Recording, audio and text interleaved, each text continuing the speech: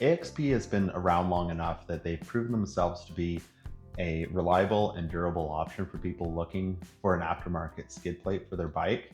This video is going to be looking at the AXP skid plate versus the KTM Power Parts aluminum skid plate for the 890R. This is a 23. I'm going to go through and look at how each of them protect the bike, how they mount, and I won't be doing an installation or parts overview. Rottweiler's already done that, and Chris does a fantastic job. So I'm just going to link to their video if you're looking for installation help. There's no reason for me to redo it again with the job that they've done because they did a nice job. I was really surprised to see the difference in the weights not being more substantial than it was. The two plates are essentially the same weight. I'd expected the AXP to be a fair amount lighter. I thought I had read a lot of that over the years that there was a weight savings, but there isn't. It was 4 kilo versus I think 4.1 on the Power Parts one. So that was a bit surprising. They're both still very light, so it's a good thing. I was just surprised. For pricing in our currency, the AXP skid plate right now is 540 Canadian, and I think the Power Parts is 640 or 650. So there's a little bit of a price difference there. In terms of mounting, the AXP uses a bracket on either side at the rear of the plate. Those brackets fasten to the rear sets through one of the rear set mounting bolts, so it's very strong. It's a great mount location. On the Power Parts, there's a bracket on the right-hand side that has a single nut and bolt that goes to the plate that comes off of the rear set uh, mounting bolt, but again, you're linked by a bracket. And then on the other side, the swing arm spring pivot comes off, and that's used as a fastener to fasten another bracket on. On the front, they're similar, however. So they utilize the same four bolts on the front. The AXP has a separate piece that acts as a header guard, and it's simple to put on, so there's no real detriment to that.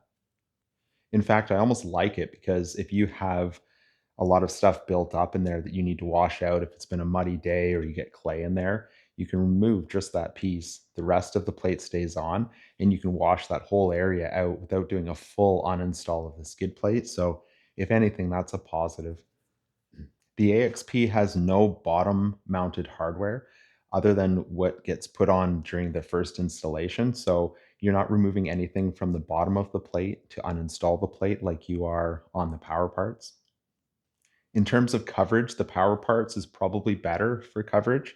It does block off the two areas where you would access either of the fuel valve or petcocks. Same with accessing the fuel pump or the fuel level sender.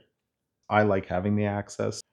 In terms of coverage, I think the Power Parts would be slightly better with coverage. I think it wraps the front of the tank a little bit better. So with this one, you just need to remove the four bolts at the front, loosen the two pivot bolts or the two rear set bolts where it's mounted, and it can actually fold down. So you can do your oil changes. I can access everything that I need to disconnect for the tank. So who would I recommend each plate to? We'll start with the Power Parts one. Basically, if you want to run a center stand, I would go with the Power Parts. It can accommodate that. That's why the mounts are set up the way they are. That's the route I would go. If you don't trust the high density plastic, maybe you haven't researched it, you haven't gone on the owners groups or Adventure Rider and looked at the experience that people are having with the more modern AXP plates, then for peace of mind, go with the Power Parts one. If you're not looking to run a center stand, I would definitely push you towards the AXP simply because of the mounts. There's a lot of other things that are similar between the two, so price is relatively close. Weight, I think the protection is comparable if you trust the high density plastics. If you're not sold on it, go on Adventure Rider or on any of the owners groups, and you'll find a number of posts backing the reliability of the AXP plastics. Make sure it's relatively recent. In the first launch year or two, we saw some issues with cracking along the plastic weld seams, and that's been remedied. So just be sure it's relatively recent, the reports that you're looking at or the feedback that you're getting. I'm definitely sticking with the AXP, having both options.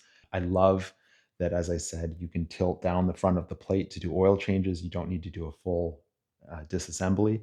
I really like that on the front, that header guard section can be removed with two bolts for easy cleaning. I like the side access down by where the fuel valves are, that you can reach in there and see what's going on, or even just clean it out. I trust the high density plastic from these guys.